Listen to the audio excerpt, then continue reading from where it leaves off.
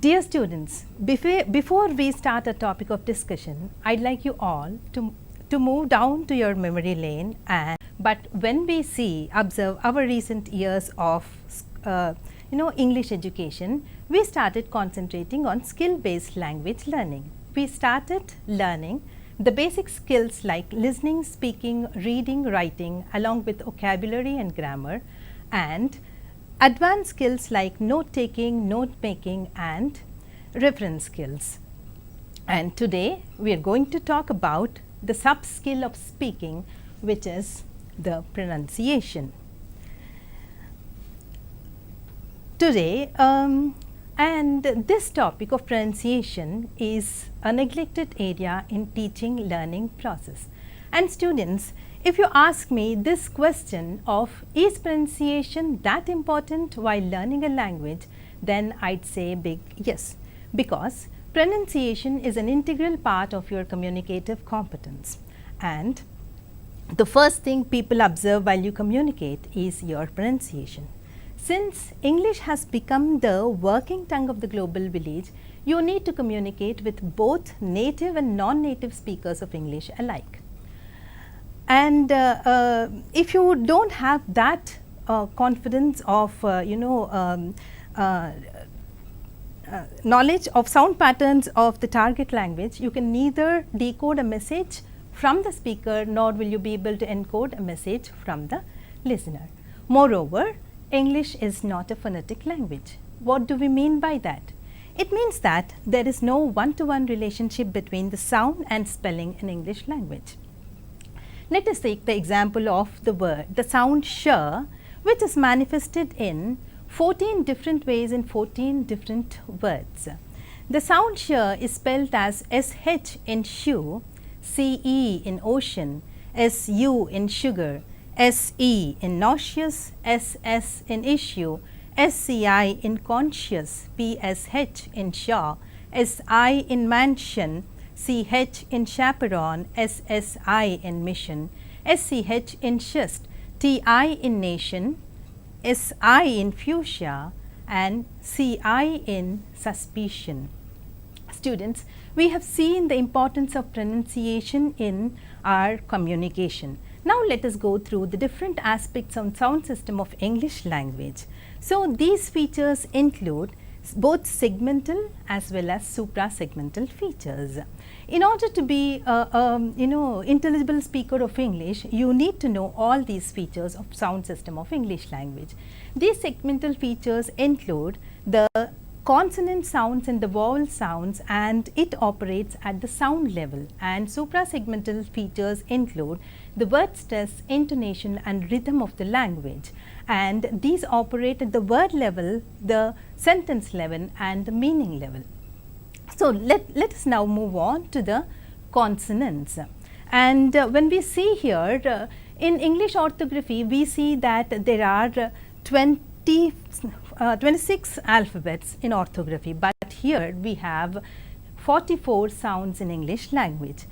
We have, as we see on the slide, we have 24 consonant sounds as compared to only 21 sounds in English orthography, and we have 20 vowel sounds as compared to only 5 vowels in English orthography. That is, these 5 vowels are A, E, I, O, U. Now let us move on to the consonants. This is the list of 24 consonants in the sound system, and these consonants are classified based on 3 terms, and these 3 terms are the manner of articulation, the whether they are voiced or not, and the place of articulation. Since we have only the manner of articulation in our syllabus, we will be dealing with that. And here the manner of articulation deals with the airstream mechanism. That means how the air is pumped out through the lungs, whether it travels through oral cavity or the nasal cavity, and how it is produced. Now when we see these sounds, p, b, t, d, k, g sounds, these are called plosive sounds. That means when these sounds are articulated, the sound comes out with explosion, that is the sound from the lungs travels through the oral cavity and it is obstructed at the articulators, and then it comes out when the articulators move apart, it comes out through explosion. Hence they are called plosives. And when we come to the sounds like f, v, th, the, s, z, sh, j and h, they are called fricatives. These are called fricative sounds because the articulators here are at close approximation with each other, and when the air travels through the articulators, it comes out through audible friction. Hence these are called fricatives. And when we come to the sounds ch and j, the articulators slowly release the sound with friction. Hence these are called affricates. And when we come to the sounds m, n, these are called nasals because the sound which comes out from the lungs enters through the nasal cavity and not through the oral cavity, since the soft palate is lowered, closing the oral cavity. Hence these are called the nasals. And l sound is called lateral because the sounds come out through the sides of the mouth, and hence they are called laterals. And the sound r is called frictionless approximant. It is called frictionless approximant because here the articulators are far apart and the sound flows freely from the mouth without any friction. And when you take the sounds v and y, these are called semi-vowels. These are called semi-vowels because here also the articulators are far apart and the air comes out without any friction. And now students, you have to be very careful when you articulate the sound v and v, because you know in Telugu or Indian languages we have only one v, that is or, right. We don't differentiate between this v, right. So, but here as we have discussed, this v is a fricative, right, because it is fricative and the sounds comes out with friction. That is, the articulators involved here are, it is labiodental fricative, that is lower lip and upper teeth are involved, hence it is called labiodental fricative. And here it is a semi-vowel, that is when you articulate this sound, the sound comes out freely without any friction. So, it is v and v. Here the sounds are like the lips are rounded, and if you want to read these words, you have to definitely make a difference because you have to say it as west and this one as west with your rounding of your lips. And when you say woman, you have to say woman and not woman, right. And let us see students, a situation where when a person doesn't articulate and show a difference between v and v sounds, what happens? There is a person who goes to a restaurant and he orders for a burger, veg burger, and the other person, a sales boy, he asks him whether to warm it and give. He articulates this v and he says vomit. And the other person, he doesn't understand, then he realizes and he says, oh please vomit and give, W-A-R-M. See students, it is not only with the native speakers of English, but you have to be very careful with non-native speakers of English also, because when you don't differentiate between s and z sounds, or many sounds, like let us take an instance where a woman doesn't differentiate between the sounds s and z. So what happens? She is talking to her neighbor about her son. So she is saying, see, my son has got a prize. Prize instead of prize. What does that mean? Prize is bahumati, prize is vela. అంటే మా అబ్బాయికి వెల ఉంది, మా అబ్బాయికి బహుమతి వచ్చింది కాదు. So students, be very careful while articulating the sounds, any sound for that matter. And let us go to the comprehensive list of the vowel sounds. And as we have discussed that there are like 20 vowel sounds as compared to only 5 vowels, that is A, E, I, O, U, and among those 12 vowels are monophthongs, and the remaining 8 vowels are called diphthongs or vowel glides. And students, I want to list all the vowels because you know there are certain vowels here in the list which are not present in your mother tongue.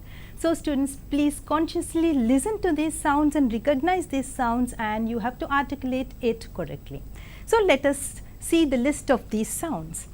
These sounds are E as in feel, E as in fill, A as in set, A as in sat, U as in pool, U as in put, O as in caught, O as in pot, A as in car, as in bird, A as in cut, as in ago, A as in play, I as in fly, Oi as in boil, Ow as in now, O as in go, Ear as in fear, Aya as in fair, and Ooer as in poor. Students, please let us see if you don't recognize and articulate wrong vowels instead of the right ones, there is always a problem of intelligibility. Let's say a situation where a person doesn't recognize the sounds A and A because they are not present in his mother tongue.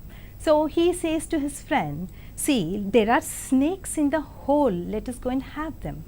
And his friend doesn't understand, and then he realizes, oh, are there snacks in the hall? Come on, let us go and have them. So, if you don't recognize those sounds in your mother tongue, then you tend to replace the sounds which are approximately similar to the sounds which are there in your mother tongue. So, now students, we have completed the first part, that is segmental features of the sound system of English language which operate at the sound level. Now, let us go to the suprasegmental features, and the first part is the word stress. And now students, I want you to read these words.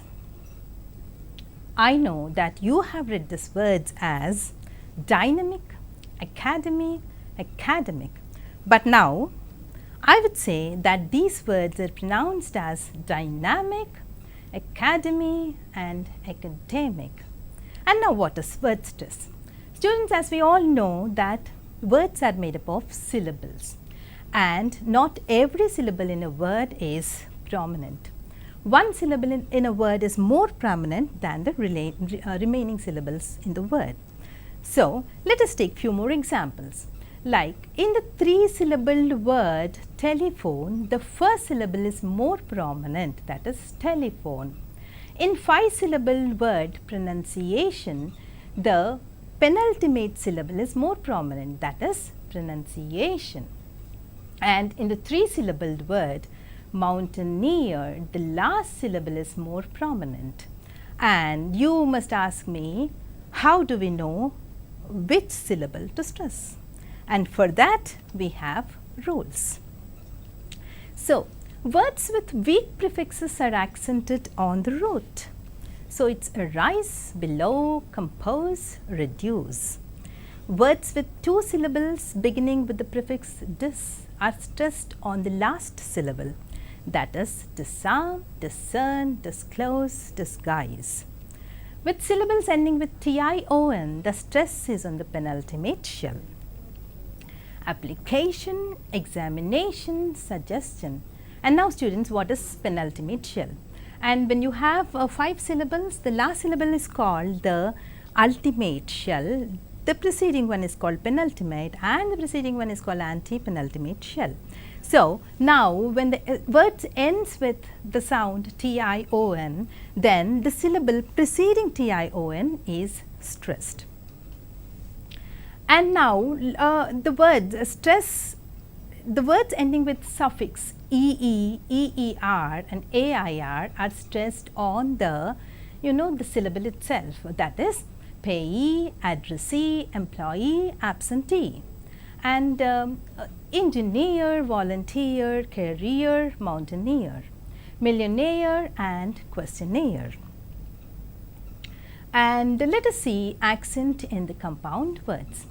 We all know that the compound words are made up of either 2 elements or 3 elements. So, usually the compound words take stress, primary stress on the first element, that is like blacksmith, dining room, tea party.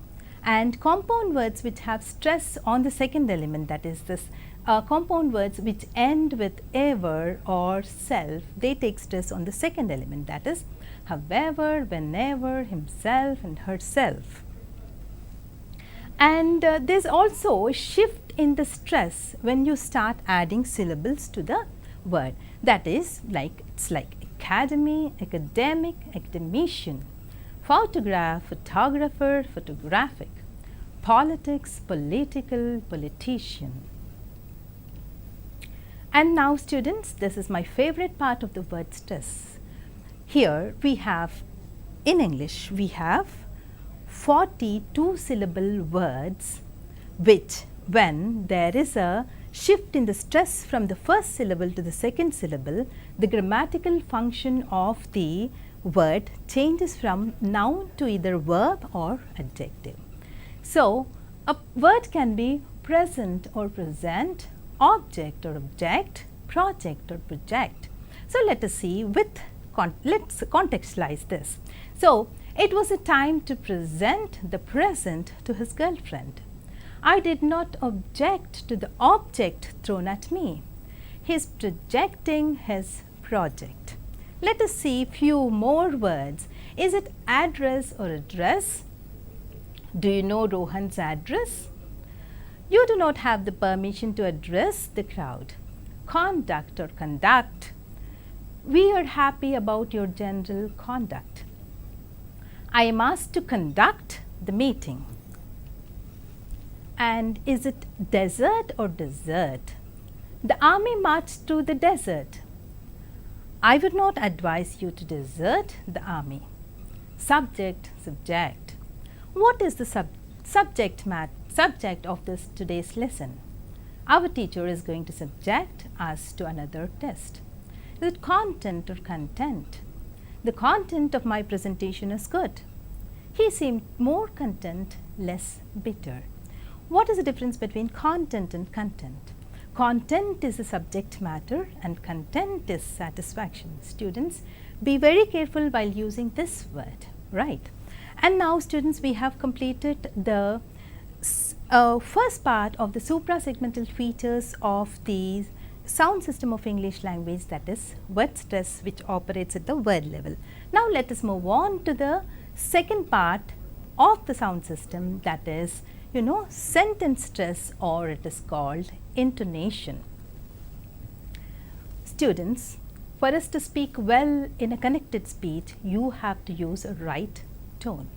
It is not only the tone that is important, but you have to divide your utterance into tone groups, and you have to locate nucleus or the tonic syllable in the tone group. So, let us see what tone group and nucleus is. When you speak in a connected speech, you don't speak in terms of isolated words, but you speak in terms of group of words.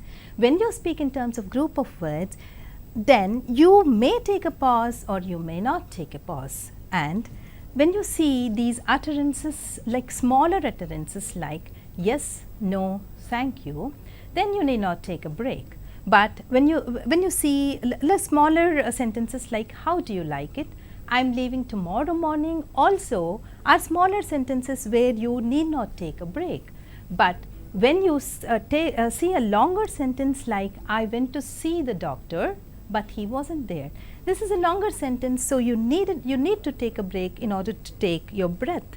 Hence these are called tone groups are also, and or they are also called breath groups, and you must be very careful when you divide a sentence into tone groups so that the sense of the sentence is not lost. Hence they are also called sense groups. And where to divide an utterance into tone groups, you can have a small clue by seeing a punctuation, like when you have a comma, semicolon or colon, gives you a small clue of where to divide the sentence into tone groups, but this may not be of sure guidance. And what is a nucleus? Nucleus is the initiation of the change of pitch in a certain word in an utterance. To To simply tell you very in a simple language, it is the emphasis on a specific word, and it depends on the intended meaning of the speaker. And when you change the nucleus of the word from one word to another word in a sentence, then the meaning of the sentence also changes. Let us take the example here. I am leaving for Mumbai tomorrow morning means I am leaving for Mumbai tomorrow and not today.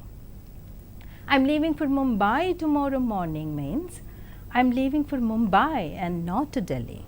And if I say I am leaving for Mumbai tomorrow morning, that means I am leaving and I am not staying back. So, we have seen the tone groups and the nucleus here, and as we have already talked that, discussed that in order to speak well in a connected speech, you have to use a right tone. That means here we will be discussing about 3 types of tone. One is a rising tone, one is a falling tone, and the other one is fall rise. Let us start with the rising tone here.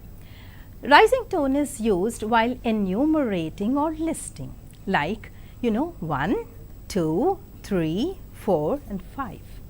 And rising tone is also used in incomplete sentences, like it's 7 o'clock, and when you use a rising tone, people will wait for you to complete the sentence, that is, and she hasn't come yet. And rising tone is also used in polite requests like come in, sit down. And when this falling tone is used in this utterance, it becomes an instruction or a command. That means come in, sit down. So, that's an instruction or a command. And rising tone is also used in question tags. When you use a rising tone in a tag question like this, it was a good film, wasn't it? Then you are giving the freedom to the listener to either agree or disagree with you. But when you use a falling tone, you are asking him to agree with you, like it was a good film, wasn't it? With a falling tone. And rising tone is also used for polarity type of questions like are they coming? And non-polarity type of questions like how is your daughter? And alternate questions like do you like tea, coffee or Coke? And let us now see the falling tone. Here students, falling tone is used in ordinary statements without any implications. That is, I liked it very much. And question beginning with question words like what, how, where. What's the matter? And exclamations like splendid, how extraordinary. Right. Now let us go to the third part, that is the intonation, that is the fall rise. So, fall rise is used for special implications not verbally expressed. If you say she is beautiful, that means she is beautiful but not intelligent. And the houses are nice, that means the houses are nice but perhaps the people are not. And for correcting someone or for warning, you use fall rise. So, you like when you say 46, that means it's 46 and not 45. And when you say you used to like him, that means you no more like him. And for warning also we use fall rise, that is like please be careful, you will be late. And this is the end of the second part of the sound system of English language, that's intonation, which operate at the sentence level. Now let us go to the another interesting part of the sound system of English language, which operates at the meaning level, and that's the rhythm of the language. And students, have you ever wondered why on earth certain words are contracted or weakened while we read or write? For example, like when I say I cannot, it is used as I can't, did not, didn't, I would, I'd. So let us see why it is like that. I would like to take a sentence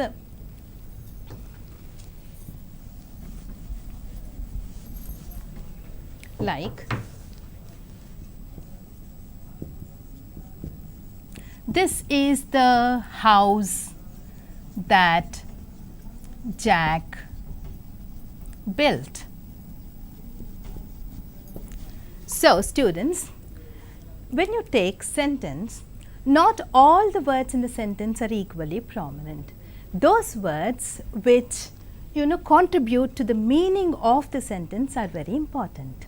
So, the words like, this, house, Jack, built are called content words. That is, the words like nouns, main verbs, adjectives, adverbs are called content words, and these give meaning to the sentence, and these words are stressed. And when you take the words like articles, pronouns, auxiliary words and conjunctions, these not contribute to the meaning of the word, and then they are contracted and they are said at a greater pace. And hence here when you see this sentence, this house Jack built, are stressed, and the other words is, the, that are contracted.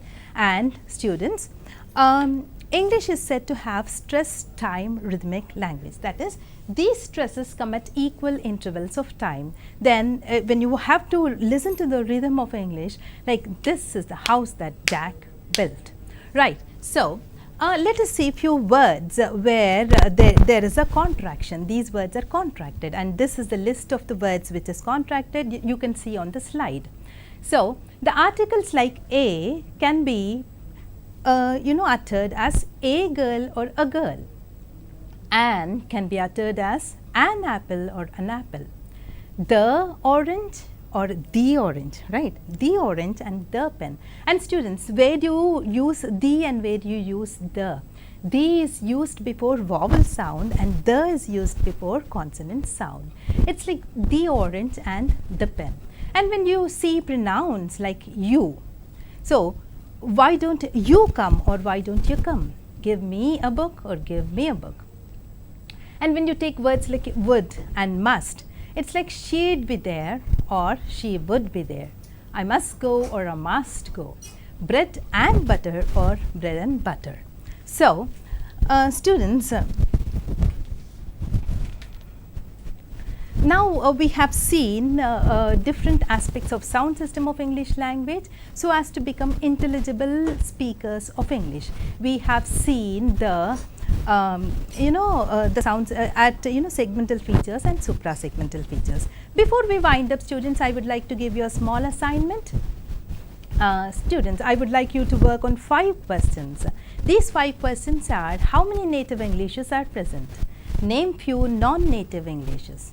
Is it essential for the speakers of English to sound like native speakers? Find out sounds of English which are not present in your mother tongue. Watch a small video, preferably of British accent. Observe the rhythm, word stress, intonation of the language, and write down a brief note about the language based on your understanding of our study today. We have seen the importance of pronunciation in our day-to-day communication, and we have also seen different aspects of the sound system of English language which work at the sound level, word level, sentence level, and the meaning level, that is connected speech features. And now students, as learners of English, I want you all to be the researchers and also observers of English. And if you are interested in this part of English, that is both knowing the language, knowing about the language, and also learning the language, you can take up subjects like linguistics in your post-graduation, and you can specialize in forensic linguistics, sociolinguistics, psycholinguistics, articulatory phonetics, and many more. So students, hope you all have understood today's topic, and let's wind up for now. Have a good day. Thank you.